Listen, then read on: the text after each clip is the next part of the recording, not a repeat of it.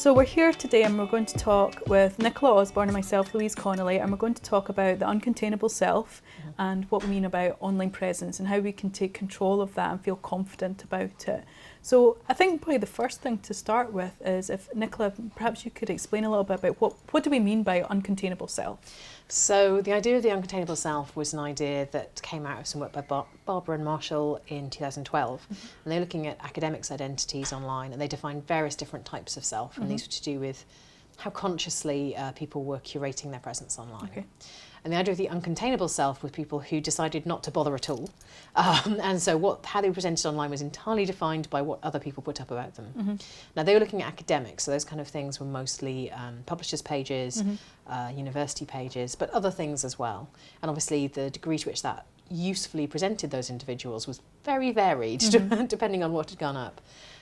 So I think when we're talking about it in the context of digital footprints, we're thinking about it in a more expansive sense of sort of stuff that is put online about you, rather than the stuff that you've chosen to put up on there and curate yourself.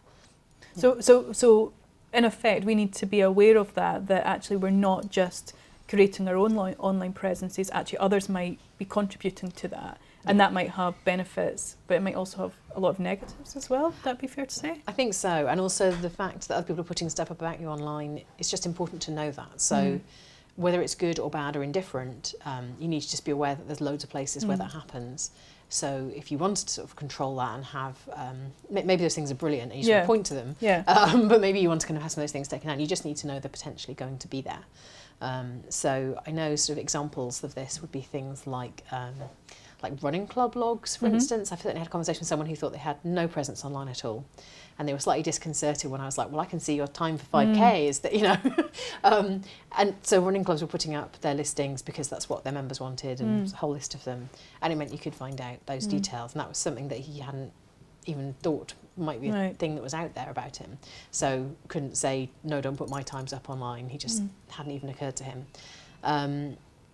We've seen it before that with some of the research we've done, that students have been surprised to find some of their household details online because they haven't ticked the right box on the voter registration form. That's right, of course, and that's something that you wouldn't necessarily think about because you think it's nothing to do with being online. It's just a form that's come through the post, or you have to fill in at work or something like that, and then before you know it, potentially your address is online, and that could have serious implications if you work in a profession for risk management, things like that. So. And just for marketing and stuff as well. So I mean, there's lots of places online and offline that we share data where if we're not quite paying attention to whether we check the box or not, but even if we have paid total attention, people are sometimes putting stuff about us. And that's most of the contexts I can think of for me, for instance, they're quite helpful contexts. So their university presences, their staff profiles, I'm totally happy with those. Those are good things. I'd like them to point back to where I've got more interesting information sometimes.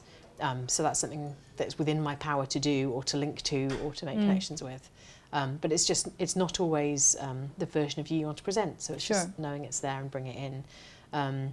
So I think maybe the sort of how you find out about this stuff is really crazy easy, right? Yeah, how do you find out about that stuff? So for me, I've one of the things that happened to me, which I managed to address and take control back, was especially with Facebook, was people tagging me in photos that I felt weren't necessarily showing me in the light that I wanted them to show me in. So I changed the privacy settings to make sure that I could moderate those tags, and then I felt at least I knew what was going up in one area. I mean, there's obviously images everywhere, and we can't control everything that's online. But that for me made me feel a little bit more comfortable that there wasn't going to be a random picture out there that perhaps I would cringe about, or I wanted something else up there about it. But what I've started doing, and maybe you have as well, and others recommend it, is Google yourself or search for yourself through different, platforms like duckduckgo.com, Google, there's loads of others, and then actually have an idea of what's up there. Yeah, I Google myself regularly because you get to find out, I mean, I Google myself semi-regularly. I'm not on there all the time. Yeah, no, I have to say, I don't do it an awful lot. Expectations. But you get to find out what's out there, what it is people actually find when they're looking for you. DuckDuckGo is a great one, actually, because if you're using sort of Google, it will use the kind of cookies it has, it will use the fact that you're logged in to prioritise stuff that's interesting to you. And generally speaking, you're really interesting to you. So you're always high up your results. So I always look like I've got a wonderful digital footprint when I still Google myself. But DuckDuckGo doesn't use cookies and doesn't use kind of logins. So when you look for yourself on there, you get a much more realistic interpretation of whether it's you or your doppelganger, or which content is actually kind of being prioritised more by search engines for other people. But yeah, you go and look for yourself, and you get to find sometimes really nice things you didn't know about. Yeah, exactly. Certainly people write up talks that I've not been aware of until I did that. You find doppelgangers who maybe have reputations that you would rather are not associated with your name. Which I think is always a good reminder to update your profile picture or something, so it's really clearly you. Yeah, or worst case scenario, which I've heard through some other colleagues, where they found somebody has actually replicated their online presence as themselves, and actually it's not. Yeah. So again, how would you then deal with those sort of things? I mean, in that case, that's quite an extreme case. I think in that case, you go directly to the social network and or website, and you request that to be taken down. Okay. Because that's clearly someone who's stealing your identity. Yes, that's something they're generally generally quite good at dealing with. Sometimes too good at dealing with, but hey, different things.